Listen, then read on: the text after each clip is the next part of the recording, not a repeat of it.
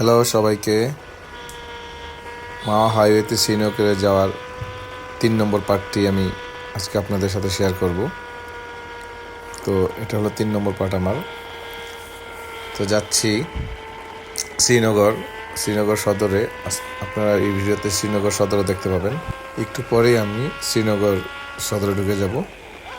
তো দেখতে থাকুন। আজকের আকাশটা খুব সুন্দর ছিল, ওয়েদারটা অনেক সুন্দর ছিল, রাইড করতে খুবই ভালো লাগছিল।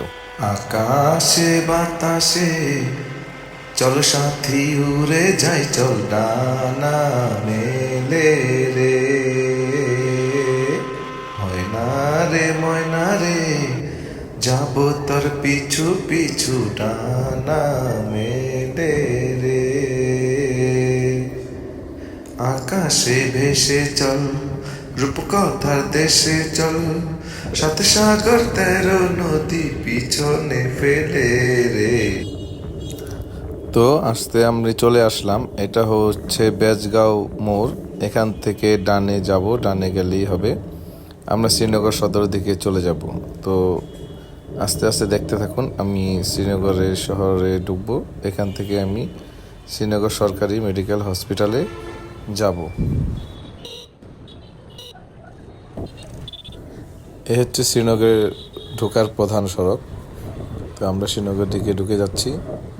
উপর দিয়ে ট্রেন লাইন চলে গেছে। এই ট্রেন লাইনটি একদম পদ্মা সেতু হয়ে খুলনা যশোর পর্যন্ত চলে গিয়েছে। এটা এই রুট দিয়ে সোজা চলে গেলে আপনি চলে যাবেন শ্রীনগর সদরে বাজারে। এখানে অনেক মার্কেট, অনেক বড় বাজার। এই আশেপাশে সবাই এখান থেকে মার্কেট করে। খুবই পপুলার হয়েছে। দেখেন কত বড় বড় বিল্ডিং হয়ে গেছে শ্রীনগরে। তো এই সড়ক রাস্তাটা আসলে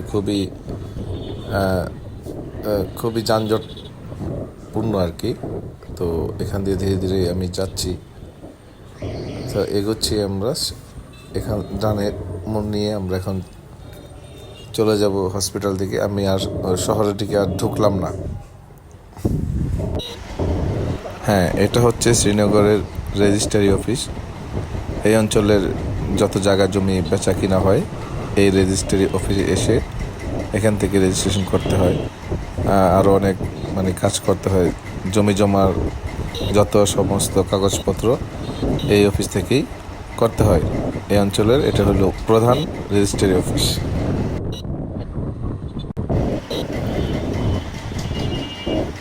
এই হলো শ্রীনগর। দেখুন আসলে আর গ্রাম বা শ্রীনগর সদর ওইগুলো গ্রামের মতো আর নেই। এখন চারিদিকে